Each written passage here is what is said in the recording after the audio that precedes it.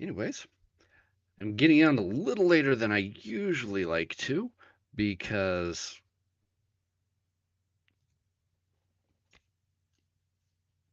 this week's just been a little weird. It's just been a little bit odd, but I've got things going now. I've got it all together. And so let's start off with the news. All right. Intuit gains FedNow certification to accredit instant business payments. Yeah. All right. So Intuit has gained certification to join the Federal Reserve's instant payment network, known as the FedNow service. This new service is designed to speed up cash flow and streamline transactions for business owners, reducing the long wait time often associated with traditional payment methods. With FedNow, businesses using Intuit products, including TurboTax, and QuickBooks, can expect instant payment transactions. This is especially important for many small business owners facing ongoing cash flow challenges, according to James Barassi, Intuit's Senior Vice President of FinTech. The goal is to ensure that money movement is as fast as and reliable, helping small businesses make confident financial decisions. Among the key benefits of this integration are features like instant payable invoices, which can help businesses get paid up to 4 times faster, real time payroll for workers, and on demand bill pay to prevent late fees. These capabilities not only improve cash flow, but also enhance employee satisfaction and vendor relationship. However, businesses make However, as businesses make these transactions, they must be aware of potential challenges like adjusting workflows and ensuring financial institutions are connected to the FedNow network. Um, I love this. Any time that businesses can get money quicker, faster, I'm all for it. This can just reduce a lot of headaches. I know that I've had problems getting money out quickly to who needs it, and I mean, and I use Intuit products. I know that a lot of people use QuickBooks, and getting the ability to invoice and get payments quicker, get money to employees quicker, it's always just going to be a game changer. All right. Visa launches AI-driven commerce solution to simplify business payments.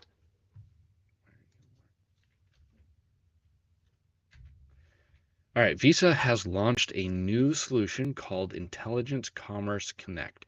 The innovative platform is designed to simplify payment processing and give small business owners an edge in the fast evolving retail world. As consumers increasingly rely on AI for purchases, businesses must adapt their payment systems to keep up. Intelligent Commerce Connect aims to bridge this gap by allowing companies to connect seamlessly with AI-powered commerce without the complications that usually come with setting up new payment systems. Andrew Torrey, Visa's president of value added service, highlighted the importance of the service, stating that it brings trusted payment solutions to an AI landscape, allowing AI agents to make purchases on behalf of consumers securely.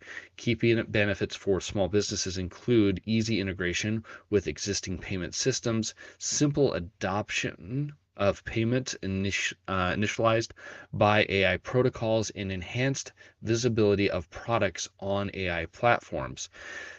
Anytime that a small business can add in easily technology to enhance their presence on AI platforms, to be able to get out in front of customers more quickly, and for those customers to be able to purchase quickly using AI agents. I don't know how many people are using AI agents. I'd be a little worried about giving my credit card to an AI agent and saying, go buy something for me. But then again, hey, Alexa, go and purchase this or that, has been around for a long time. So it's already out there.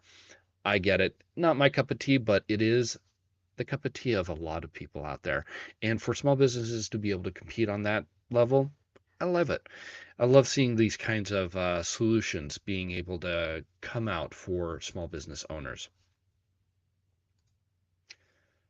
All right. From the NFIB, Small Business Employment Index drops amid ongoing labor woes. The U.S. National Federation of Independent Business, or NFIB, has released its job report, revealing a drop in the Small Business Employment Index, which decreased by 1.9 points to 101.6 in March. While this number is still above last year's average, it highlights ongoing recruitment challenges for small business owners. The report shows 32% of small businesses still have unfilled job openings, which is better than last month but remains high compared to historical averages. Most of these businesses are looking for skilled workers, and while 12% need unskilled labor, that number has increased. Despite this, 12% of business owners plan to hire new employees soon, indicating some hope in the job market. Economist Bill Dinkelberg Dunk, Dunkelberg emphasized the struggles small businesses face with labor quality and rising costs, suggesting that improvements in the economy could lead to more hiring. Around 52% of owners were actively hiring last month, but 87% reported challenges finding qualified candidates. Compensation is also an issue, with 33% of businesses raising pay recently, but only 18% plan to increase wages further in the next 3 months. Small business owners are encouraged to adapt their hiring and compensation strategies to remain competitive despite these hurdles. It's tough to be a small business owner and try to find job or employees to be able to fill the jobs that small businesses have open, especially when you're going up against big companies who have big compensation packages. And so, yeah, you got to find ways to be able to encourage these employees to be able to come on. There are a lot of benefits to working with a small business, and a lot of that usually comes down to quality of job. And that's where I would like, I would focus in on saying that there's a little bit more of a relaxed environment within a small business that you don't necessarily see within bigger businesses. And so that can be a big perk when it comes to hiring individuals. But yeah, it's tough out there, but stay strong, and it's not as bad as it has been in the past. So yeah, let's keep on. Cisco reports wireless investments surge as organizations tap into AI and Internet of Things gains. A recent survey from Cisco reveals that 80% of organizations have increased their wireless budget in the last 5 years, driven by the demand of AI and Internet of Things and other high bandwidth applications. The trend is expected to continue, with 82% of businesses planning to invest more in wireless technology over the next few years. These advancements are leading to remarkable improvements. The report shows that 78% of organizations are experiencing greater operation efficiency, and 75% have seen boosts in employee productivity. Also noteworthy, 68% report a positive impact on revenue, evident evidence that better wireless infrastructure is essential for success. However, integrating AI with wireless technology does create challenges like operational complexity and security risks. Cisco warns that many businesses face financial losses due to wireless security incidents, and there's a significant talent shortage in the tech industry, making it tough to find skilled workers. So I've just recently kind of upgraded my network. And, key little tip, uh, call your internet service provider. I have a cable company, and I was able to upgrade to gig internet. It's kind of been a little bit of a challenge for me because the uh, the modems that they provide are not usually the best, and I'm waiting for my third modem to come within the last 3 months. So there are challenges, like I was saying. I've had to deal with modems, but when I've had really good internet, fast internet has been a blessing, especially with speed. And another little tip, try asking for symmetrical speeds. You can sometimes get upload speeds that are as fast as your download speeds. It's not for every location, but it is a possibility. And I would highly recommend looking into that because that could really help benefit your small business if you have really good speeds, both upload and download, especially if you're doing content to be able to promote your business. You don't want to sit there waiting for hours having your video upload and waiting all that time. And that's why I looked at bigger, better speeds. I do a lot of uploading. So it's good to have good upload speed. Got another, I usually do four. I'm giving you a bonus. Bonus news. This one comes from PayPal. PayPal has integrated payment links in Canva for seamless earnings for creators. So if you're a Canva creator, this is for you. Or if you're a small business and you use creators who use Canva, this should help you to be able to pay your creators, your freelancers who do some of your work. So PayPal has announced new integrations with Canva that allow users to process payments directly from their design. This integration unveiled on April 9th, supports Canva's 265 million users. Man, they've got a lot of users by enhancing them to create PayPal payment links. This means that creators can turn their visual projects into a direct source of income without needing to send customers to an external website. A social commerce as social commerce is projected to exceed $1 trillion in sales by 2028, this feature offers a timely solution for small business owners, freelancers, and creators who often struggle with traditional payment methods. PayPal's partnership with Canva streamlines payment processing, making it easier for users to convert their creative work into a cash flow. With this feature, users can quickly generate payment links or QR codes, making it simple for customers to pay via social media, email, and messaging apps. They can also create professional payment pages that incorporate product images and descriptions, boosting customer trust. Additionally, PayPal's global reach allows businesses to accept payments in multiple currencies, opening up the doors for international sales. Now, Canva is one of those products that is heavily used within the small business community because it is a very approachable application and allows the average small business owner to be able to go in and be able to create flyers and whatnot. And what this is going to do is just allow you to be able to say, hey, I have a show. Here's a great place to be able to pay to be able to get to the show, or I'm selling X, Y, or Z. Be able to integrate payment, QR codes, links, whatnot into your designs. Love it. All right, on to the deals. First up, we have ExpressVPN. So ExpressVPN, I talked about a VPN last week. VPNs are really great for travel. Um, Not the best when it comes to integrating when it comes to like protecting your identity or something like that, but it is a really good product to be able to be able to protect yourself and your data while you're traveling, or if you're in a coffee shop or something like that. And ExpressVPN is having a pretty good deal, up to 78% if you buy before April 20th. So we have their basic plan, $2.79 per month for 2 years, plus you get 4 months. Really good deals.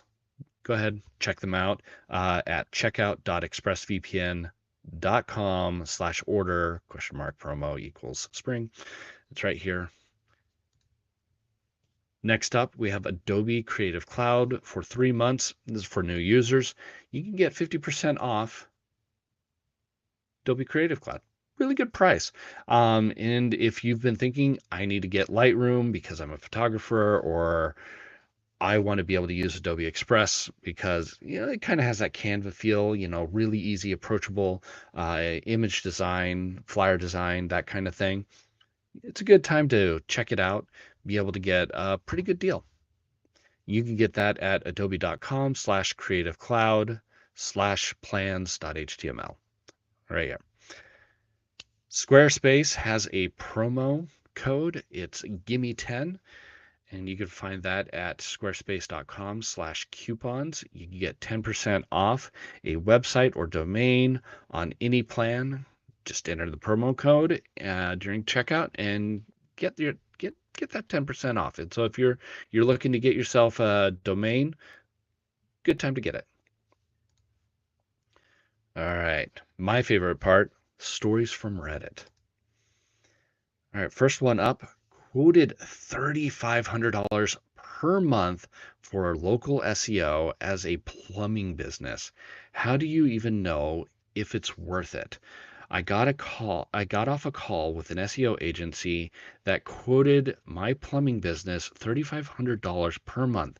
When I asked what that actually gets me, they said local package visibility and authority building. I asked how long before I see more calls coming in. They said typically 6 to 12 months. I'm a plumber. I don't have 12 months and $40,000 because I thought it was this, when I first read it, I thought it was $3,500. No, it's per month. So for 12 months, $40,000 to even see if this works or not. The thing that's messing with me is that local SEO for a service business feels like it should be simpler than some national e-commerce play.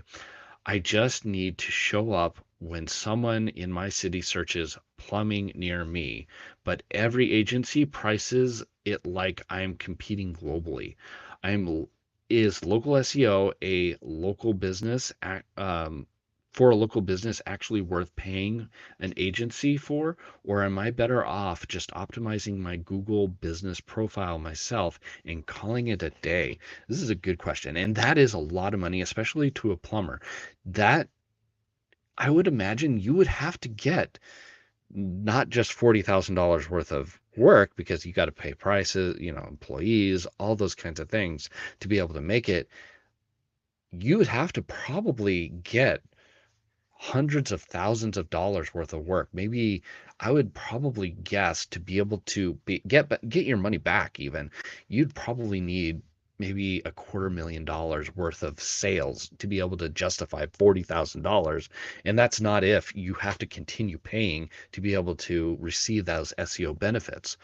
And my thought when it comes to local, especially if you're wanting to just show up when someone types in plumber near me, plumber in city X, just go with Google search ads. I want to show up when this happens. And $40,000 for that keyword, it's going to depend on where you're at, but it's going to last you quite a while, and it's going to be an instant thing, and it's going to bring in a lot more money, a lot more customers a lot more instantly. That's where I would go. All right, my staff thinks I can't hear them talking crap about me in the kitchen. My boyfriend and I run a small restaurant where we work shifts right alongside our staff. I've tried to maintain a friendly, close-knit environment, but lately the boundaries have been completely blurred. On several occasions, I have overheard my employees trash talking me in the kitchen and assuming that I'm out of earshot. While I've confronted them directly, it hasn't stopped, and it's incredibly hurtful because I genuinely view them as friends. Not the best thing. Um, to make matters worse, my boyfriend is extremely non-confrontational and stays silent during these issues, whereas I tend to address things immediately. This dynamic has turned me into the perpetual bad guy in the eyes of the staff. I'm looking for advice on how to transform from being their friend to a respectful boss and how to handle a partner who won't back me up when the staff is being disrespectful. Also, later, one of the girls in the staff, uh, she shows me attitude like won't come talk to me like I'm the problem. That was okay. Anyways, when you are running a business, your employees, you can be friendly to them, but they're not going to be necessarily your friends. Staff come and go. Being friendly with them, being nice with them, but you also need to be firm. It's like being a parent. Parents don't, I mean, there are those that try to be friends with their kids, but oftentimes you need to be a parent. And that's the same situation. You are the boss. They're going to say hurtful things to you. Think about the way that you were before you were a boss. You probably said a few not so nice things about your boss in the past. As a boss, you got to just let that roll off of your back and move on. And if it becomes a big issue, then maybe you need to address it more as, do I need to have these employees around who are undermining my authority? But that should be a very last resort, because talking crap about your employees in a small manner isn't necessarily the most fireable offense. Just let it roll off your back, be firm, be a boss. Nothing is working with my business. Help me. I've owned a home-based nail salon for 2 years and I'm barely getting by. Barely any clients. There's so much competition and cheap prices. I'm stuck. These these beginners lowball and make it hard for everyone to actually charge their worth. It's not sustainable for 2 to 3 hours to charge $20 or $40. How do I compete and survive in such an area where everyone's a nail tech? First of all, you could go mobile instead of being a home business. It's um, that is something to kind of think about, because home businesses are a little bit harder when it comes to a service like haircuts or something like that. Usually they want to go to a business location, but if you are willing to become mobile, if you can be mobile with the nail tech and be able to pack up everything into a van and come in and do it on a person's counter, that might be a really good benefit. Also, you might want to go high end when it comes to the nails. Make it a luxury instead of just a cheap kind of service or product. And if that doesn't work, you may want to look at adding more options. It's not just about the nails, it's maybe beauty, cosmetology, maybe a little bit into the hair, coloring, something that adds in multiple dimensions and allows you to get multiple types of customers. You're not just getting nails, you're getting people who want beauty treatments or makeup done professionally. That's a good option. And then when they've gotten you on one, they can get you for that. You can get them on the other service. It's like, oh, well, you came in for makeup. I also do nails. Would you like that? Upsell. But yeah, it's tough out there, especially when you're competing with low ball offers. Be a better brand. Be a more expensive brand. That's what I got. How do you actually know when a location is underperforming? I run a few locations, and honestly, I can't tell if a location is just having a rough month or if there's a real problem that needs fixing. I look at revenue numbers, but that's a lagging indicator. By the time I see revenue dip, it's already too late.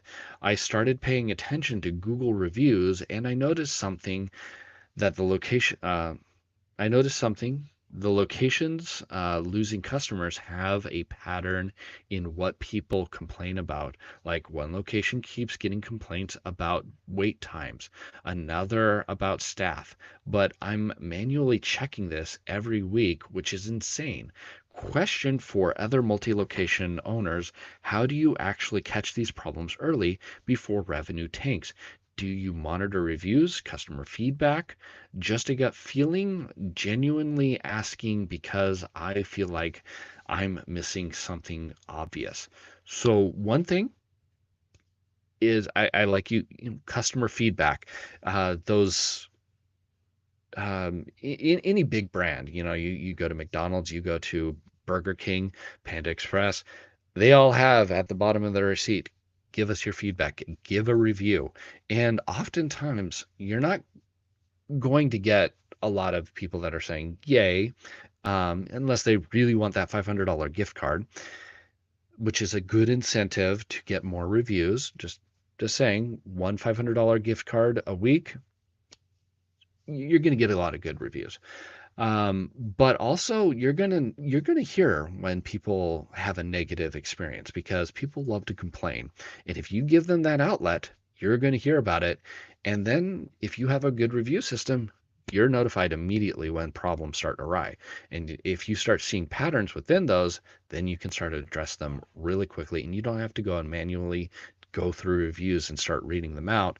You have the surveys of 1 through 5, how was the speed? 1 through 5, how was clean was the store? 1 through 5, how was the customer experience? And it's right there in your dashboard. That's going to be your best way to be able to address these issues when it comes to a multi-location system. And also, that allows you to drill down to potential staff who are the problem and not necessarily just the whole store blanket as an issue. Oh, I know that has a little bit of an attitude problem because there's been a couple of people that she's helping and they're all negative reviews. Well, I may need to have a talk with Janice. And if Janice's attitude doesn't improve, I may need to get rid of Janice. Anyways, that's the best option, I would say, outside of maybe some secret shoppers. Hope that helps. And with that, that's all I've got for you. If you liked it, hit the thumbs up button. And if you've just come across this naturally and you're not subscribed yet, well, please, by all means, hit that subscribe button. And if you saw anything in here that you thought, well, maybe I would do things a little differently, let me know in the comment section. I'd love to hear from you. Till next week.